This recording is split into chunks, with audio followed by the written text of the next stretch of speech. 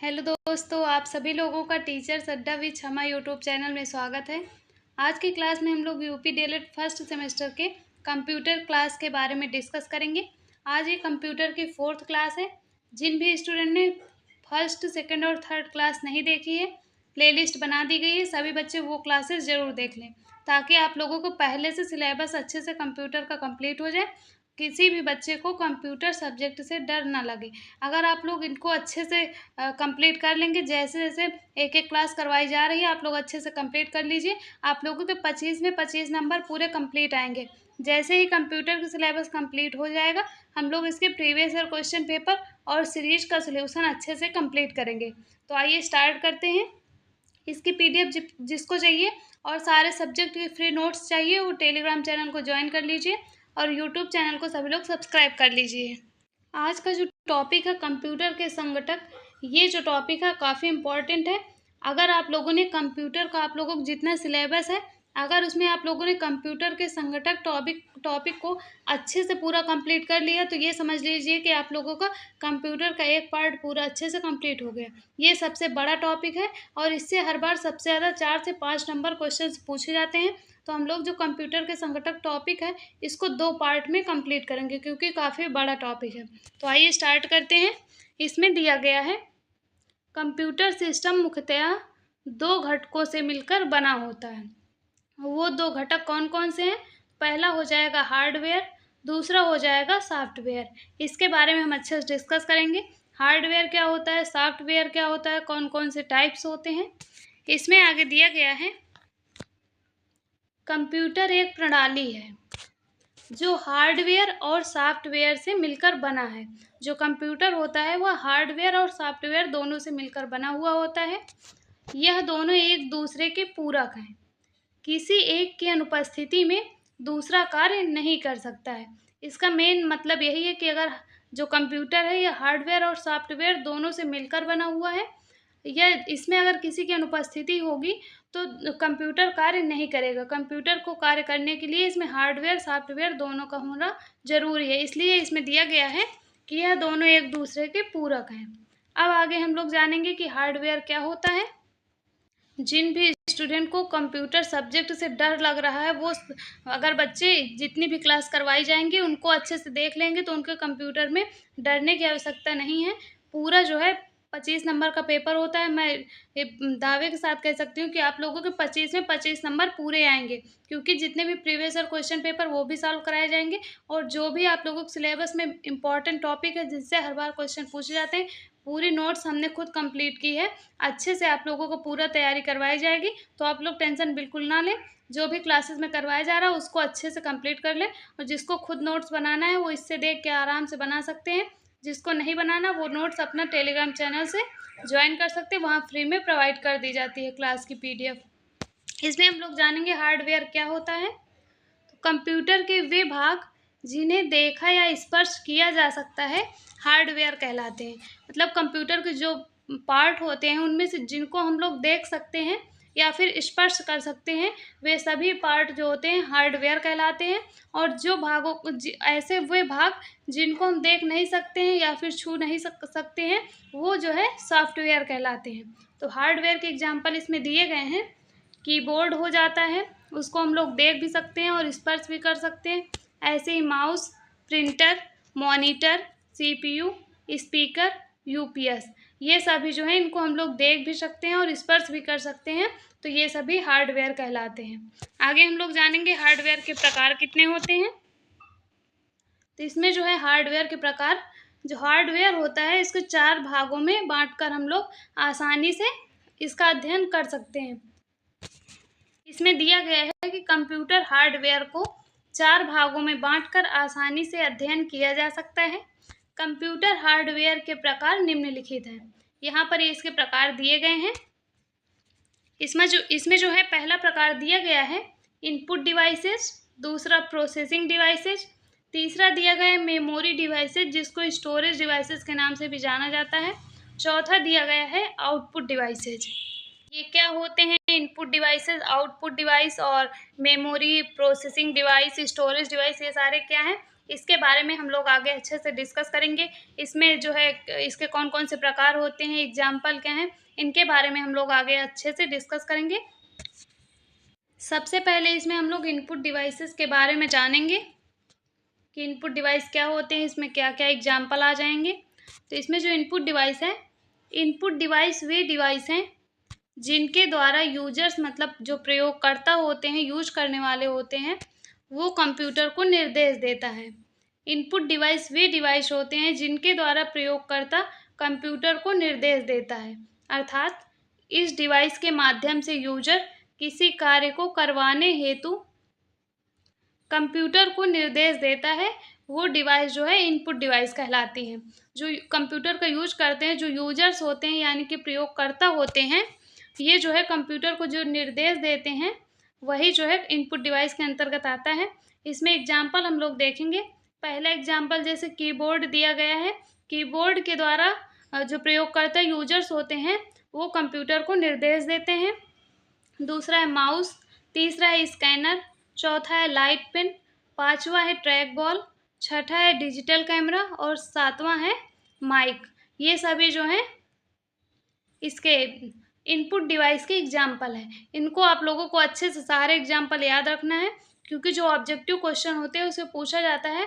4 example दे दिया जाएगा कि इसमें से इनपुट डिवाइस कौन सी है या फिर आउटपुट डिवाइस कौन सी है। तो ये सारे एग्जाम्पल आप लोगों को अच्छे से याद रखना है कि इनपुट डिवाइस क्या है। ये 1 नंबर में पूछा जाता है कि इनपुट डिवाइस क्या है, उसमें आप लोगों को या फिर यहाँ से यहाँ तक अगर आप लोग लिख देंगे तब भी आप लोगों को पूरा 1 नंबर मिल जाएगा।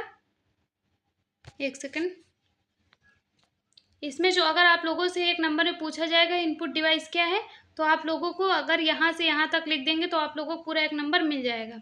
उसके बाद कुछ बच्चे यहाँ से अगर लिखना चाहते हैं तो यहाँ से लिख सकते हैं, और 2 नंबर में पूछा जाएगा तो आप लोगों को इतना पूरा अच्छे से लिखना होगा कि इनपुट डिवाइस क्या होता है और इसके एग्जाम्पल पूरा लिखना होगा। तब आप लोगों को 1 नंबर इसका और 1 नंबर एग्जाम्पल का अच्छे से मिल जाएगा। इसके एग्जाम्पल वेरी इंपॉर्टेंट है, ऑब्जेक्टिव में पूछे जाते हैं, और जो इनपुट डिवाइस है इसकी डिफिनीशन वेरी शॉर्ट क्वेश्चन में हर बार पूछी जाती है। इनको आप लोग अच्छे से याद रख लेना। आगे जो इसमें क्वेश्चन आगे जो डिफिनीशन दी गई है कीबोर्ड के बारे में, इसमें जो इनपुट डिवाइस है उसके एग्जाम्पल में कीबोर्ड आता है, तो हम लोग कीबोर्ड के बारे में जानेंगे। वैसे आप सब लोग कीबोर्ड जानते होंगे, लेकिन अगर आप लोगों से एग्जाम में पूछा जाएगा कि कीबोर्ड क्या है, तो इसमें आप लोगों को ऐसे लिखना होगा कि कीबोर्ड सर्वाधिक उपयोग किया जाने वाला एक इनपुट डिवाइस है। यह एक टाइपराइटर की तरह कार्य करता है। एक जो स्टैंडर्ड कीबोर्ड होता है उसमें 101 कीज होती हैं, ये आप लोगों को अच्छे से याद रखना है। एक स्टैंडर्ड कीबोर्ड में 101 जो बटन होती हैं। फिर यहाँ पर आप लोगों से पूछा जा सकता है कि सबसे अधिक जो है उपयोग किया जाने वाला कीबोर्ड कौन सा है, तो आप लोगों को यही लिखना है कि 101 बटन वाला या फिर 101 कीज वाला जो होता है वही कीबोर्ड सबसे ज़्यादा यूज किया जाता है, या फिर स्टैंडर्ड कीबोर्ड पूछा जाए। ये सबसे इम्पॉर्टेंट है। इसमें अगर आप लोगों से पूछा जाएगा कीबोर्ड क्या है, तो इसमें आप लोगों को नॉर्मली यही लिखना है कि सर्वाधिक उपयोग किया जाने वाला एक इनपुट डिवाइस है, यह टाइपराइटर की तरह कार्य करता है, ये आप लोगों को लिखना होगा। आगे हम इसमें डिस्कस करेंगे माउस के बारे में। माउस क्या होता है, तो यह जो है चूहे के जैसे दिखने वाला इनपुट डिवाइस है। यह चूहे के आकार का जो है दिखता है। माउस में 2 बटन होती हैं, एक राइट की होती है और एक लेफ्ट की होती है, और इसमें जो है बीच में एक ड्रैग बटन लगी होती है। जो लेफ्ट और राइट की के बीच में माउस आप लोगों ने देखा होगा, जो लेफ्ट और राइट बटन के बीच में एक स्क्रॉल करने वाला होता है उसको ड्रैग बटन कहते हैं।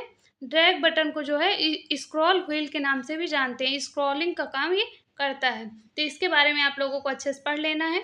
आगे हम लोग डिस्कस करेंगे लाइट पेन के बारे में, जो कि वेरी इंपॉर्टेंट टॉपिक है। इससे कई बार क्वेश्चन पूछा गया है 1 नंबर में कि लाइट पेन क्या होता है, कभी कभी 2 नंबर में पूछा गया है। इसको आप लोगों को एकदम अच्छे से लाइट पेन की डिफिनीशन अभी से याद कर लेना है। इसमें दिया गया है लाइट पेन को इलेक्ट्रॉनिक पेन भी कहते हैं। ये आप लोगों को याद रखना है कि जो लाइट पेन होता है इसको इलेक्ट्रॉनिक पेन भी कहते हैं। यह कंप्यूटर को कमांड देने वाला एक इनपुट डिवाइस है। अभी इनपुट डिवाइस में मैंने एग्जांपल में बताया है कि जो लाइट पेन होता है इनपुट डिवाइस का उदाहरण है। यह माउस की तरह ही उपयोग में लाया जाता है। इस पेन की नोक को कंप्यूटर की स्क्रीन पर रखा जाता है तो इसके अंदर से प्रकाश तरंगें निकलती हैं। लाइट पेन के अंदर से ये जो होता है, इसकी जो नोक होती है उसको कंप्यूटर की स्क्रीन पर रख दिया जाता है तो इसके अंदर से प्रकाश की तरंगें निकलती हैं, जिसके कारण पेन को स्क्रीन के जिस स्थान पर टच करते हैं वहाँ से सिग्नल जाता है। तो ये आप लोगों को लाइट पेन के बारे में अच्छे से याद रखना है। मैंने सबसे आसान से आसान डिफिनीशन इसमें लिखी हुई है, जो आप लोगों को 1 से 2 बार पढ़ेंगे तो आसानी से समझ में आ जाएगा। इसके बारे में आप लोग अच्छे से याद रख लेना है। हर बार 1 या 2 नंबर में क्वेश्चन लाइट पेन से पूछा जाता है, तो इसको आप लोग अच्छे से याद रख लेना। आगे हम लोग डिस्कस करेंगे, जो इनपुट डिवाइसेस था वो कंप्लीट हो गया है। आगे हम लोग प्रोसेसिंग डिवाइस के बारे में डिस्कस करेंगे। इसमें दिया गया है कंप्यूटर में कुछ भी प्राप्त करने के लिए इनपुट देना होता है। सबसे पहले इनपुट दिया जाता है यूजर्स के द्वारा, तब हमें आउटपुट प्राप्त होता है। लेकिन इनपुट देने तथा आउटपुट प्राप्त करने के बीच में एक कार्य होता है जिसे प्रोसेसिंग कहा जाता है। यह क्रिया प्रोसेसिंग डिवाइस के द्वारा होती है। इसमें आप लोग जान लीजिए कि जो जैसे कंप्यूटर में कोई भी हम लोग इनपुट देते हैं, प्रयोगकर्ता के द्वारा इनपुट दिया जाता है, तब हमें उसके द्वारा आउटपुट प्राप्त होता है। लेकिन इनपुट देने और आउटपुट प्राप्त करने के बीच एक प्रोसेस होता है, यानी कि एक कार्य होता है जिसे प्रोसेसिंग कहा जाता है। यही क्रिया जो है प्रोसेसिंग डिवाइस के द्वारा होती है। इसमें ये आप लोगों को अच्छे से 1-2 बार पढ़ लेंगे तो याद हो जाएगा कि जो है कंप्यूटर में यूजर सबसे पहले इनपुट देता है, तब उसको आउटपुट प्राप्त होता है, और इनपुट देने और आउटपुट प्राप्त करने के बीच में एक कार्य होता है या प्रोसेस होती है, उसे प्रोसेसिंग कहा जाता है। यह प्रोसेसिंग डिवाइस के द्वारा होता है। इसमें एग्जाम्पल में आप लोगों को याद रखना है CPU। सबसे इम्पॉर्टेंट CPU से कई बार क्वेश्चंस पूछे गए हैं, जिसके बारे में आगे डिटेल से पढ़ेंगे। CPU का फुल फॉर्म आप लोगों को अच्छे से याद रख लेना है। सेंट्रल प्रोसेसिंग यूनिट होता है। C for central, P for processing, U for unit. इसको जो है इसके CPU का फुल फॉर्म आप लोग अच्छे से याद रख लेना, सेंट्रल प्रोसेसिंग यूनिट। हर बार ऑब्जेक्टिव में 1 नंबर में क्वेश्चन पूछा जाता है। ये वाली क्लास के बाद जो कल क्लास होगी उसमें इसका सेकंड पार्ट आएगा। उस क्लास को करवाने के बाद जो है कंप्यूटर के संगठक टॉपिक, कल की क्लास या फिर परसों की क्लास में ये वाला टॉपिक कंप्लीट हो जाएगा। उसके बाद क्लास 1 से कंप्यूटर के संगठक टॉपिक तक जिस क्लास में कंप्लीट हो जाएगा, उसके बाद हम लोग इन 3-4 टॉपिक से जितने भी ऑब्जेक्टिव क्वेश्चंस पूछे गए या फिर वेरी शॉर्ट क्वेश्चन पूछे गए, सारे क्वेश्चंस हम लोग एक टेस्ट के रूप में रखेंगे। एक क्लास कराएंगे जिसमें आप लोगों के सारे क्वेश्चंस कंप्लीट कराए जाएंगे। आप लोग उसमें ये देख लेना कि आप लोगों की तैयारी कितनी हो गई है।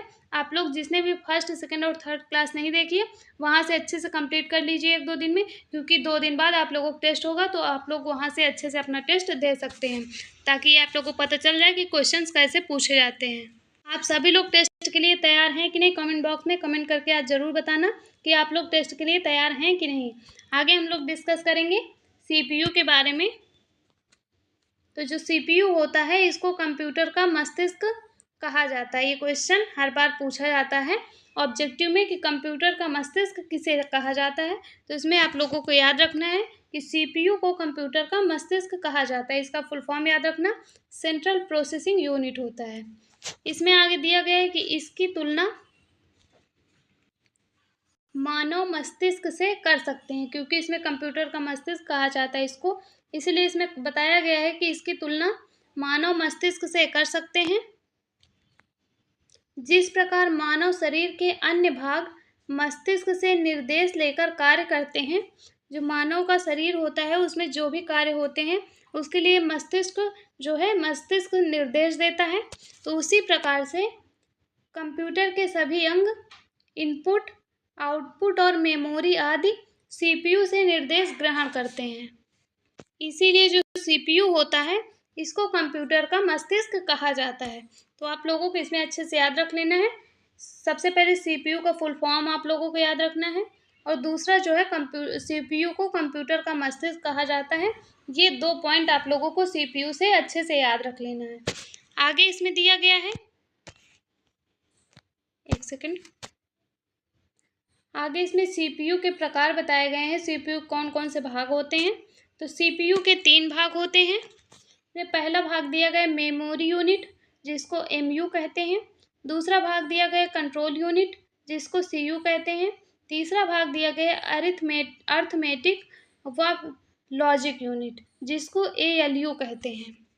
तो इसमें जो CPU के भाग हैं इनको आप लोगों को अच्छे से याद रख लेना है कि CPU के 3 भाग होते हैं, मेमोरी यूनिट, कंट्रोल यूनिट और अर्थमेटिक व लॉजिक यूनिट। कई बार ये क्वेश्चन पूछा गया है कि ALU का फुल फॉर्म क्या होता है, तब आप लोगों को इसमें याद रखना है कि ALU का फुल फॉर्म अर्थमेटिक या अरिथमेटिक व लॉजिक यूनिट होता है। ये आप लोगों को अच्छे से याद रखना है। इसमें जो है MU और CU का फुल फॉर्म नहीं पूछा जाता है। कभी कभी CPU के भाग पूछ लिए जाते हैं, तो उसमें आप लोगों को याद रखना है मेमोरी यूनिट, कंट्रोल यूनिट और अर्थमेटिक और लॉजिक यूनिट इसके भाग होते हैं। ये क्वेश्चंस काफ़ी इंपॉर्टेंट है। ALU का फुल फॉर्म कई बार पूछा गया है। ALU का फुल फॉर्म अर्थमेटिक व लॉजिक यूनिट होता है। उसके बाद इसमें जो है इनके 3 पार्ट जो हैं इसके कार्य इधर दिए गए हैं, तो उनको आप लोगों को अच्छे से ध्यान रखना है। अगर आप लोगों से कभी पूछा जाए कि मेमोरी यूनिट का क्या कार्य होता है, तो इसका जो कार्य होता है डाटा को स्टोर करना।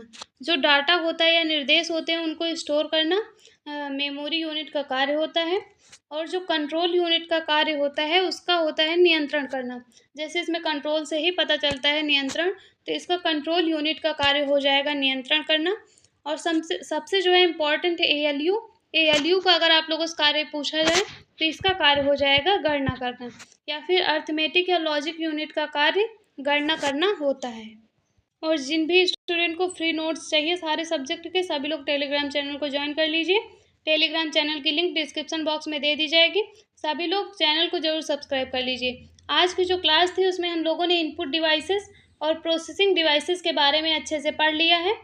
और जो कल की क्लास होगी उसमें हम लोग मेमोरी डिवाइसेस और आउटपुट डिवाइसेस के बारे में डिस्कस करेंगे कल की क्लास में। आज की क्लास वेरी इंपॉर्टेंट थी और जो कल की क्लास होगी वो भी मोस्ट इम्पॉर्टेंट है, तो इसके बारे में हम लोग मेमोरी डिवाइस और आउटपुट डिवाइस के बारे में कल डिस्कस करेंगे कि मेमोरी डिवाइस कितने प्रकार की होती है, क्योंकि उसके टाइप्स प्राथमिक और द्वितीयक टाइप से पूछे जाते हैं। और आउटपुट डिवाइसेस के एग्जाम्पल के बारे में हम लोग अच्छे से कल की क्लास में डिस्कस करेंगे। सभी लोग चैनल को सब्सक्राइब कर लीजिए। आज की क्लास से अगर आप लोगों को कोई डाउट है तो कमेंट बॉक्स में कमेंट कर सकते हैं। और टेस्ट के बारे में आप लोग कमेंट बॉक्स में कमेंट करके ज़रूर बताना कि टेस्ट आप लोगों को करवाना है कि नहीं करवाना है, और किन किन टॉपिक को, जो भी टॉपिक करवाए गए उनको आप लोग अच्छे से कंप्लीट कर लेना, तैयार कर लेना, पढ़ लेना 1-2 बार, ताकि आप लोगों को जो क्वेश्चंस है ये पता चल जाए कि क्वेश्चंस कैसे पूछे जाते हैं, आप लोग वो क्वेश्चंस अच्छे से कंप्लीट कर पाएँ। मिलते हैं कल की क्लास में, तब तक के लिए थैंक यू।